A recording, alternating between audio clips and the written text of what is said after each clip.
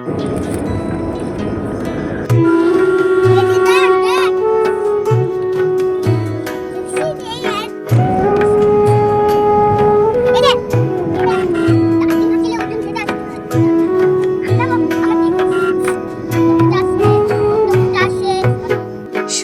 বন্ধুরা, খাঁটি বাঙালি ব্লগে সকলকে অনেক অনেক ওয়েলকাম। সবাই কেমন আছো? আশা করছি সবাই খুব খুব খুব ভালো আছো। তাই সকাল সকাল তোমাদের সঙ্গে দেখা দিতে চলে এলাম। দেখো, সকালবেলা ঘুম থেকে উঠে কিন্তু আমি চা বসিয়ে দিলাম। তো তোমাদের সাথে কিন্তু আমি গল্পও করছি, আবার চাটা বসিয়ে দিলাম, কারণ চা সকালবেলা উঠে খেতে হবে এখন।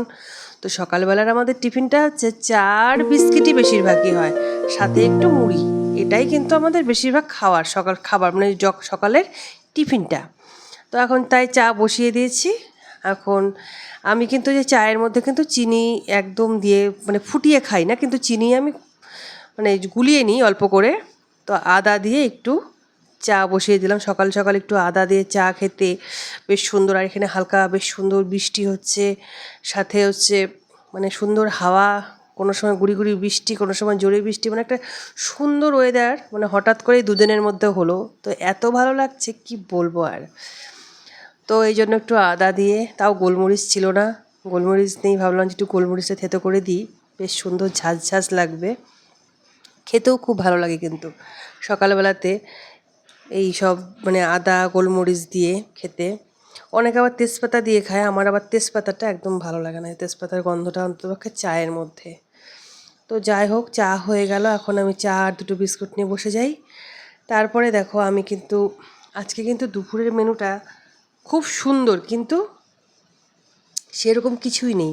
দুপুর বলতে সরি, বলা ভুল হলো, সকালে একটু সেদ্ধ ভাত খাবো। তো সকালে সেদ্ধ ভাত বলতে এই আলু মাখা, এটাতে কিন্তু একটা করে আমি যখনই মাখি না, একটা ডিম সিদ্ধ আমি মেখে দিই এর মধ্যে। এত ভালো লাগে, কাঁচা তেল, তারপরে লঙ্কা লবণ দিয়ে সাথে একটা গোটা ডিম যদি এর মধ্যে মেখে দেওয়া যায়, আহ কী যে ভালো লাগে। আমার মেয়ে খেতে খুব পছন্দ করে, কারণ ছেলে তো এখনও সেরকম বোঝে না, খুবই ছোট। তো মেয়েও বলে যে এই ডিম দিয়ে এই আলু সেদ্ধটা মাখাটা খুব ভালো লাগে মা। তো আমারও খুব পছন্দ। তো সকালবেলায় কিন্তু শুধু আজকে রান্না হয়েছে, কারণ দুপুরের আজ খাওয়া দাওয়া নেই। আর সকালবেলায় অল্প একটু করে, একটু না খেলে আমরা তো একটু মানে সকালে টিফিনটা বলতে আমাদের চা আর বিস্কুট, এই জন্য খিদে পেয়ে যায়। দুপুরের খাবার খেতে খেতে আমাদের মোটামুটি 3টে বেজে যায়। এই জন্য তার আগে একটু হলেও আমাদের একটু ভাত খেয়ে নিতে হয়। তো আজ যাব একটা জায়গাতে, তোমাদের সাথে অবশ্যই শেয়ার করব। তো তার জন্য সকালবেলার দিকে শুধু একটু ওই সিদ্ধ দিয়ে ভাত একটুখানি খেয়ে নেব।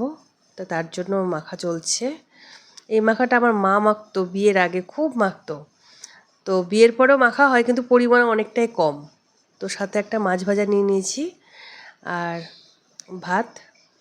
তো এটাই খাবো, এখন খেয়ে নেব। এবার দেখো, রেডি হয়ে গেছি। আর তোমাদের সাথে কিন্তু মানে বেরোবো এখনই, খুব তাড়া আছে, জন্য কথা বলছি আর আমি হাঁটছি কিন্তু। তো স্নান করে উঠেই তারপরে কিন্তু ফটাফট করে রেডি হয়ে নিয়েছি, কারণ এখনই যাব। ও আর দেখো, এই যে কুর্তিটা পরেছি, এটা কিন্তু আমার কিন্তু নতুন। তোমাদের সাথে তো সবই শেয়ার করি। তো কালারটা কীরকম হয়েছে অবশ্যই জানাবে। তো এখন বেরোবো, টাটা। এই যে বেরিয়ে পড়েছি আমরা এখন। বাইরে ভালো, কিন্তু ওয়েদারটা খুব সুন্দর ওয়েদার ছিল।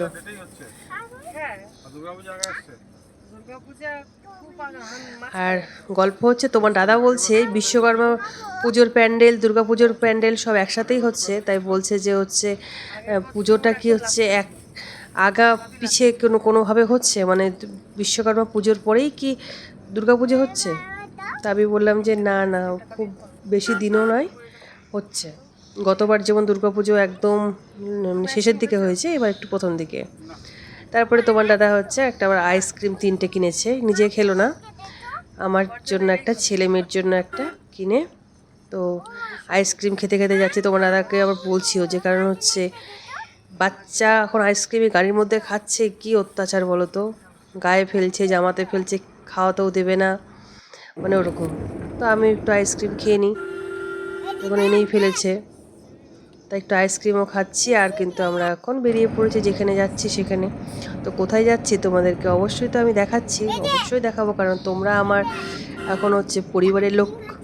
তাই এই জন্য হচ্ছে তোমাদের সাথে তো সবই শেয়ার করি, যতটা সম্ভব হয় আমার তোমাদের সাথে শেয়ার করি।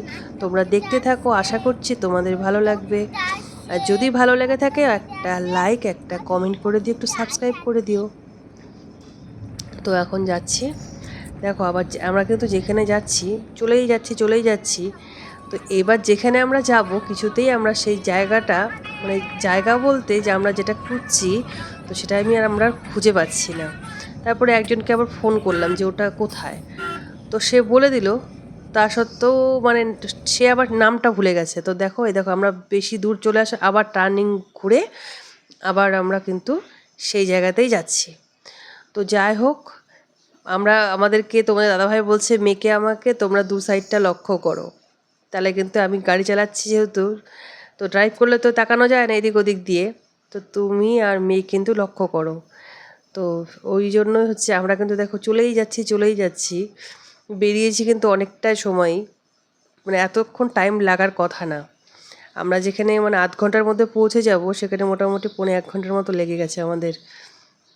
আসলে আমাদের কাছে সেটা নতুন। তো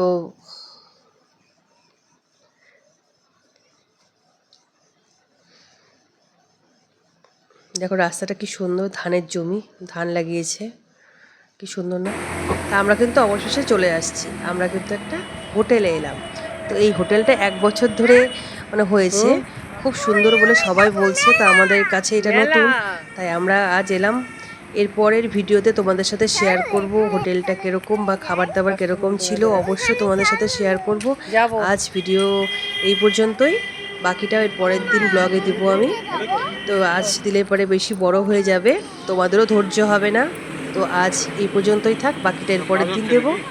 তো আমি ছেলে সবাই আমরা এখন ঢুকছি। তো হোটেলটা কিন্তু বাইরে থেকে দেখতে কিন্তু খুব সুন্দর।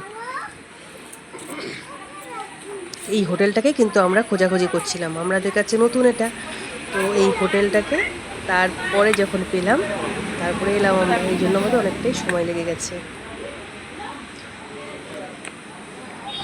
দেখো এখন আমরা ঢুকছি, সবাই ভালো থেকো, টাটা।